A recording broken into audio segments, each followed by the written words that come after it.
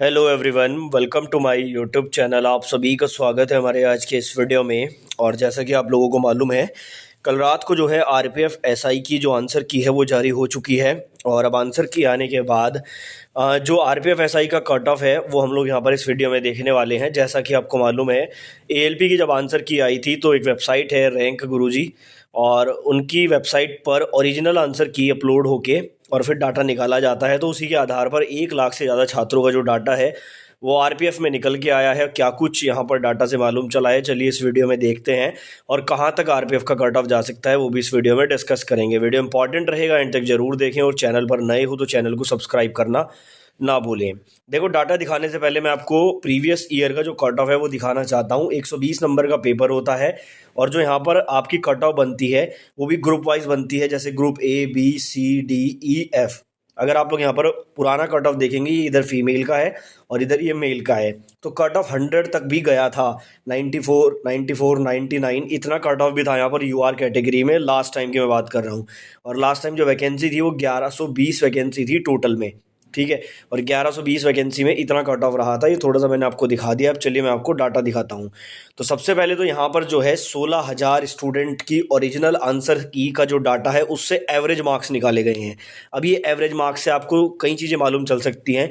एक तो आपको यहाँ पर ये मालूम चल जाता है कि किस शिफ्ट का पेपर इजी और किस शिफ्ट का पेपर हार्ड रहा था। कैसे मालूम चलेगा वो बता देता हूँ मैं आपको। देखो, जैसे क्या होता है कि इस वेबसाइट पे ओरिजिनल आंसर की का यूआरएल आप अपलोड करते हो, फिर आपके ओरिजिनल आंसर की से डाटा प्रिपेयर करते हैं। अब जैसे इन्होंने यहाँ पर 2 दिसंबर 2024 का जो शाम वाली शिफ्ट है उसका डाटा है 1128 स्टूडेंट का। 1128 स्टूडेंट की ओरिजिनल आंसर की से जो एवरेज निकला है वो 52 नंबर निकला है, ठीक है। ऐसे अगर आप लोग देखोगे सबसे नीचे में, ये 12 दिसंबर का जो एग्ज़ाम था सुबह मॉर्निंग शिफ्ट वाला, 1206 कैंडिडेट का डाटा है। इस डाटा का जब एवरेज निकाला गया तो ये 60 नंबर निकला। अब आप लोग यहाँ से आइडिया लगा सकते हो कि इनका एवरेज 60 है और इनका एवरेज यहाँ पर 52 है। तो जिसका एवरेज ज़्यादा आ रहा है इसका मतलब इनके मार्क्स काफ़ी ज़्यादा आए हैं इन स्टूडेंट के। इसका मतलब अगर मार्क्स ज़्यादा हैं तो ये शिफ्ट आपकी इजी शिफ्ट में काउंट हो सकती है। अगर मार्क्स कम बन रहे हैं इसका मतलब पेपर डिफिकल्ट था। मार्क्स कम बनेंगे तो उसका एवरेज भी कम बनेगा। तो ये ऊपर वाली शिफ्ट का अगर एवरेज कम बन रहा है इसका मतलब ये डिफिकल्ट शिफ्ट में काउंट हो सकता है। अब इससे आप लोगों को क्या फ़ायदा मिलेगा, इससे आपको ये मालूम चलेगा कि नॉर्मलाइजेशन कहाँ ज़्यादा हो सकता है। क्योंकि देखो, इजी शिफ्ट में नॉर्मलाइजेशन में कम मार्क्स मिलेंगे, हार्ड शिफ्ट में नॉर्मलाइजेशन में ज़्यादा मार्क्स मिलेंगे। सीधा सा फंडा है, ठीक है। तो ये डाटा 100% एक्यूरेट है। और इसमें अगर आप लोग देखोगे, जैसे यहाँ पर 13 तारीख का जो एग्जाम था मॉर्निंग शिफ्ट वाला, 905 कैंडिडेट का डाटा है। स्कोर बन रहा है यहाँ पर एवरेज में 54। हालांकि देखो, एवरेज स्कोर से आप कट ऑफ का आइडिया नहीं लगा सकते हो, लेकिन पेपर के लेवल का आइडिया लगा सकते हो कि भाई पेपर किस शिफ्ट में डिफिकल्ट था, किस शिफ्ट में ईजी था। तो ये पूरा यहाँ पर आप डाटा देख सकते हैं। ये 3 तारीख का जो एग्ज़ाम था मिडिल शिफ्ट वाला उसका डाटा है।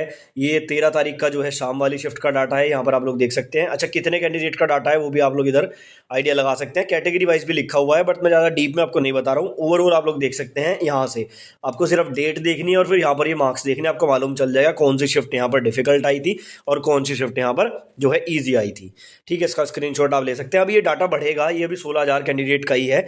अभी आज शाम तक जो है इसमें लाखों कैंडिडेट अपनी आंसर की शेयर करेंगे तो और भी डाटा एक्यूरेट हमारे पास आ जाएगा। बात कर लेते हैं हम लोग यहाँ पर। ये थोड़ा सा इंपॉर्टेंट है, ये डाटा भी ऐसे ही निकाला गया है। इसमें आपके ये मालूम चलेगा आपको, जैसे 120 नंबर का पेपर था, ठीक है ना। तो 120 नंबर में से कोई भी स्टूडेंट ऐसा नहीं है जिसके 110 मार्क्स हों। ऑब्वियसली बात है, नहीं होगा, इतना एक्यूरेट कोई नहीं होता है, ठीक है। और 3 स्टूडेंट ऐसे मिले हैं जिसमें एक यूआर का और 2 ओबीसी के जिनके मार्क्स 100 के आसपास हैं। तो ये भाई टॉपर मिल चुके हैं, समझो पहले 3 टॉपर है, ठीक है ना। ऐसे स्टूडेंट होते हैं एएलपी में भी हमने देखा है जिनके मार्क्स बहुत अच्छे आते हैं। 90 के आसपास, यानी कि 90 अबव 260 कैंडिडेट के मार्क्स यहाँ पर दिख रहे हैं, जिसमें 121 तो ओबीसी के ही हैं, ठीक है। तो देखो, टॉपर तो हर उसमें होते हैं, हर ग्रुप में होते हैं। जैसे यहाँ पर तो ग्रुप वाइज आती है कट ऑफ, वैसे जोन वाइज भी बात करें तो टॉपर हर जोन में होते ही हैं।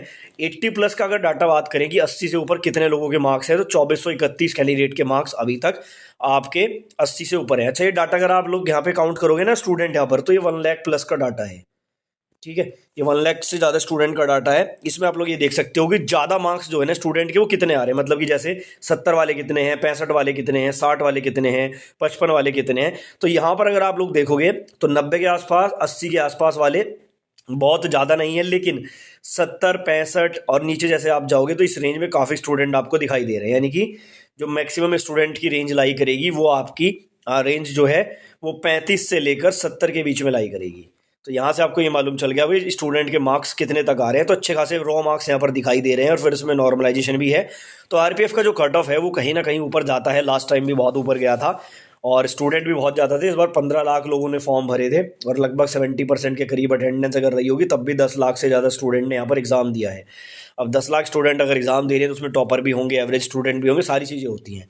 तो अभी तक के लिए डाटा यही है। इस डाटा से आप लोग जो है थोड़ा बहुत आइडिया लगा सकते हैं। बाकी आगे फ्यूचर में जैसे और एक्यूरेट डाटा मिलेगा तो वो भी आपको दिखाऊंगा, इसलिए चैनल को सब्सक्राइब करना ना भूलें।